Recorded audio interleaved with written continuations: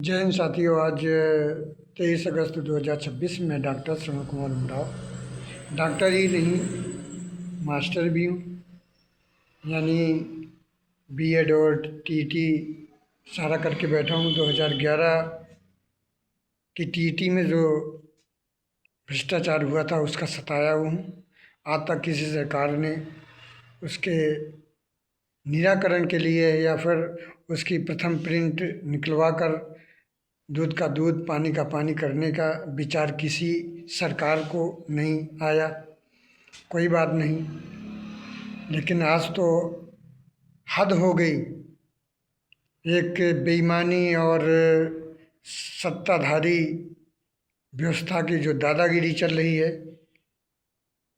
मैं पहले भी कह चुका हूँ कई बार कि आज पीडीए परिवार सोया हुआ है और इस सोने की जो लत है एक दिन उसके बच्चे को जिंदा लाशें बना देगी, उसका जीवन जीना दूभर कर देगी।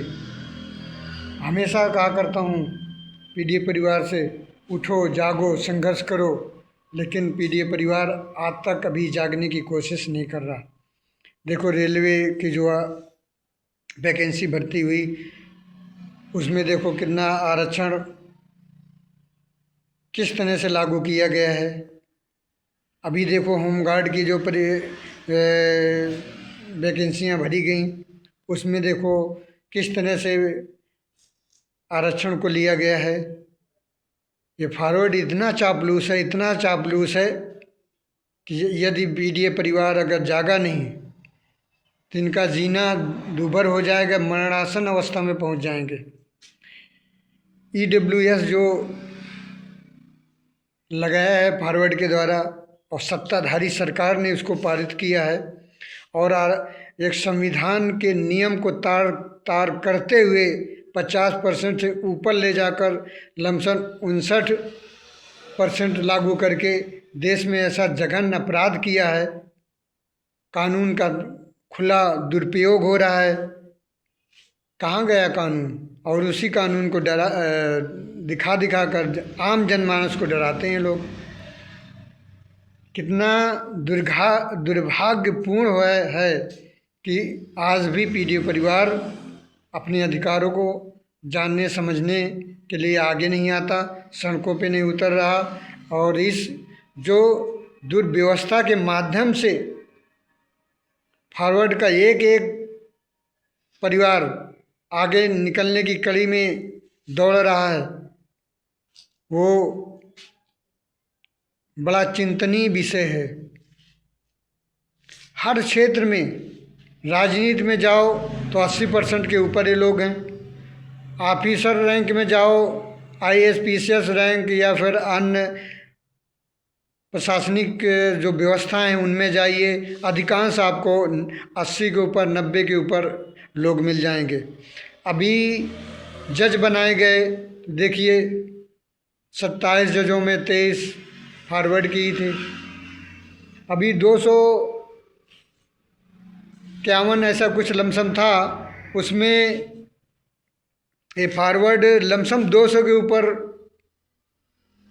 भरे गए और बाकी ओबीसी और अन्य पिछड़ा वर्ग और दलित सब अल्पसंख्यक पीछे रह गया। तो ये कहीं ना कहीं देश के अंदर इतना छलावा, बेईमानी और धोखाधड़ी चल रहा है। अब फिर भी पीडीए परिवार केवल दम तो भरता है, भाषण भी बड़े लंबे चौड़े कर देता है और ताकत भी दिखाने की बात करता है, लेकिन ये जो खुला अत्याचार, दुराचार और बेईमानी हो रही है आरक्षण के मामले में, उस पर चिंतन करने के लिए कोई आगे नहीं आ रहा है या फिर इसकी आवाज़ को बुलंद करने के लिए कोई आगे नहीं आ रहा है। पिछड़ा वर्ग 27%, उसमें न जाने कितनी सारी जातियां हैं कि किसी भी एक जाति को मुश्किल से 1-2 पद आने वाला है और 7.5% अल्पसंख्यक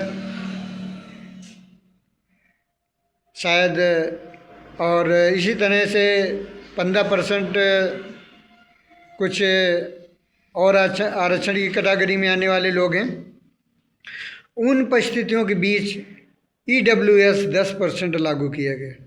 बताइए, मुश्किल से पूरे देश में 3% फॉरवर्ड, और उस 3% में 10% आरक्षण EWS, सारा फॉरवर्ड अपने को EWS बनवाने में जुट गया है। मतलब ऐसा एक ट्रेंड चलता है कि अब प्रचार भी हो जाता है रातों रात, और तेज़ी से लोग दौड़ने लगते हैं और अपना फ़ायदा उठा लेते हैं। तो ये भयावह परिस्थितियाँ देश में गुजर रही हैं। आप इसी से जान लीजिए, जो चीनी कांग्रेस सरकार में चीनी के लिए जो अटल जी हल्ला मचाते थे संसद भवन के अंदर, 20 रुपये चीनी हो गई, 20 रुपये चीनी हो गई, आज सीधा 20 रुपये बढ़ गई है, 45 रुपये चीनी 65 में बिकने लगी। यही होना था, और भी बहुत कुछ होगा। एक दिन ऐसा दबा कुचला इंसान, ये अनुसूचित जात, जनजात और पिछड़ा वर्ग और अल्पसंख्यक इतना पीछे चला जाएगा कि वो स्थितियाँ आएंगी जो शायद अंग्रेज़ों के ज़माने में न हुआ करती थी। इसीलिए मैं कहा करता हूँ कभी कभी कि एक समय ऐसा भी आएगा कि देश के अंदर दो कैटेगरी रह जाएंगी, एक बड़ा वर्ग, एक छोटा वर्ग, और ये दोनों वर्गों में हमेशा लड़ाई होती रहेगी।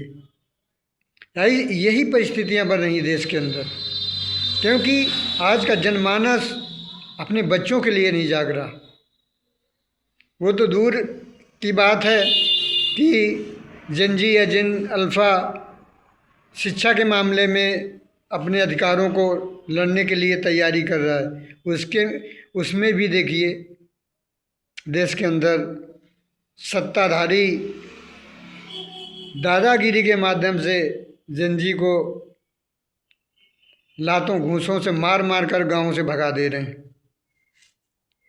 यहाँ किसी के ऊपर रिपोर्ट नहीं लिखी जाएगी, किसी को जेलों में नहीं डाला जाएगा।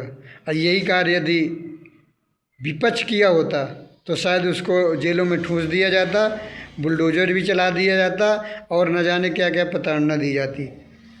हर क्षेत्र में हर दिन बलात्कार या फिर अल्पसंख्यक या दलित, पिछड़ा, आदिवासी लोगों के साथ जघन्य अपराध होते रहते हैं, और वो चिल्लाते रहते हैं, वीडियो बनाकर डालते रहते हैं, लेकिन ये अंधी बहरी सरकार कभी सुनती नहीं है।